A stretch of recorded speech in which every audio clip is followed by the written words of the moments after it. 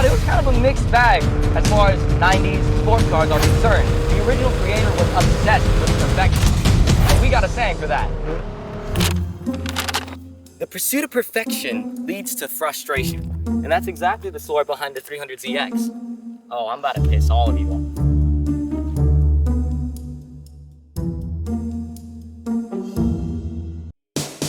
In the early 1980s, there existed a car called the Nissan 300zx, and it was Nissan's highest volume Z car in the world. And in the words of Motor Trend themselves, it was the one we were waiting for. Pun intended. So what do you do if you're Nissan, and for an entire decade, you've been selling the world's best Z car? Well, you put your feet in, grit your teeth, and double down. Redo everything. The VG30 and turbo variant was the big powertrain changeover in the Z lineup, instead of a minor displacement bump to the well-aged and, in my opinion, best sounding straight six ever.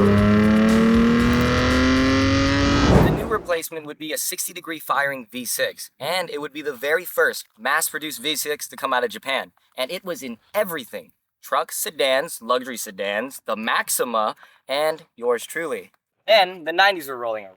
Nissan thought it'd be a fantastic idea to turn the simple single-cam VG into a technological engineering masterpiece that will find itself in the back of every Facebook Marketplace listing ever.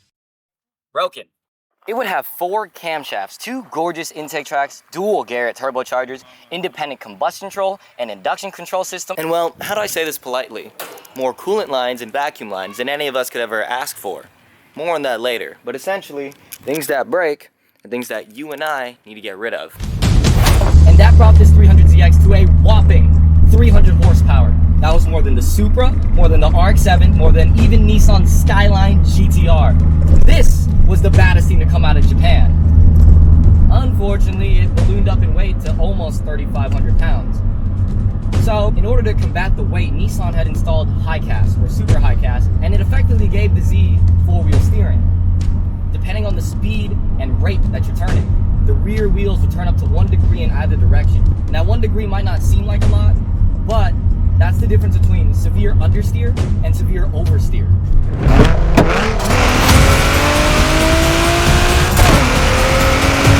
Oh, this is heavy great, oh my god! Woo!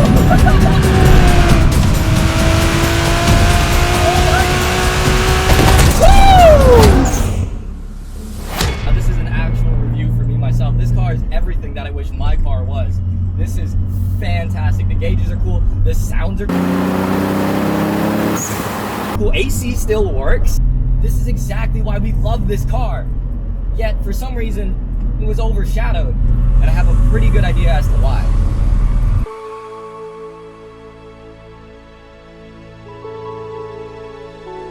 This is my personal Nissan 300zx, and I've owned it for 3 years. And for 2 of them, it hasn't been running. And this isn't uncommon. Look on Facebook Marketplace and you'll see thousands of listings for 300zx's that have slight misfires, just haven't had time to deal with it, motor's not running, cylinder 3's out. I know what I have, it's a classic. You can't find these cars anymore, $8,000 or best offer. Unlike Z's prior, working on the Z32 is harder than doing surgery in the emergency room. Electrical failures and vacuum leaks plague these cars. When they're running great, fantastic, as you saw. When they're not, it's a nightmare. The 300zx community is huge, and for some reason, there's not that much forums backing this car up. I'm calling every single one of you guys out, by the way, including myself. You can look up the hundreds of different ways to get your Skyline that came naturally aspirated from the factory and push 400 horsepower. Or you can do the same thing with your KA, SR, and or gazillion different motor setups and tutorial videos on how to do it for your 240SX. But you utter the thought, just think about trying to turbocharge your naturally aspirated 300zx and you're met with violence in the forums saying, "These motors can't take boost, you must be an idiot. You should have bought a twin turbo from the get-go." This is me projecting a little bit, but you kind of get where I'm getting at. Everyone who has ever made videos on the 300zx has immediately swapped the engine out of it. SR, 2J, RB, LS. That's it. There are no videos online of these VGs pushing power, and if there are, it's a 1-minute video not an actual detailed, in-depth build on how they did it. The general consensus off of the forums anyway on these 300ZXs is just how to delete all the unnecessary stuff Nissan had put into this in the first place. And all the shops that I've worked with personally have been expressing disinterest in working on the Z32.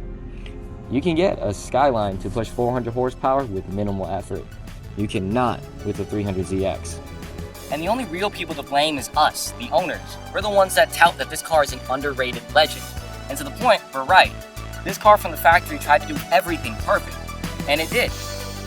But to a point, it didn't.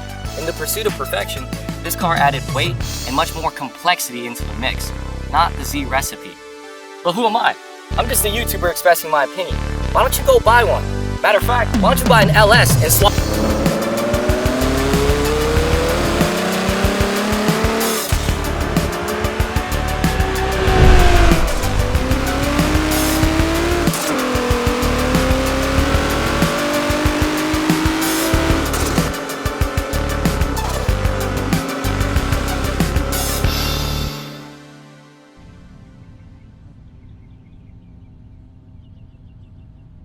There's a bee next to me. This is more just about project cars, but more specifically about the 300ZX. As a matter of fact... Hey Dad. It's alright Dad. Just real quick for the YouTube video. Does Dad think the 300ZX is reliable?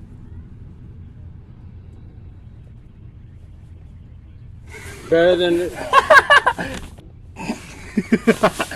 Thanks Dad, that's it.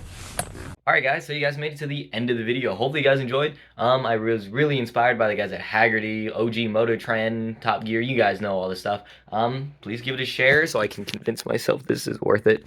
I'll make another video. And Z32 owners, fight me in the comments or not, because you guys know this is the truth. If you guys want to prove me wrong, please help me fix this motor.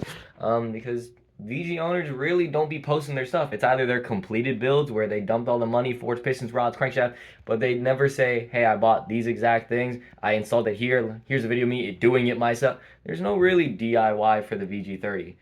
All of it's just, hey guys, here's how to delete the stuff, and it's some really like not high quality videos that are kind of hard to learn off of. So if you guys would like to see VG content, I'll try making some. Hey, I'm almost setting this thing to a shot. What the hell?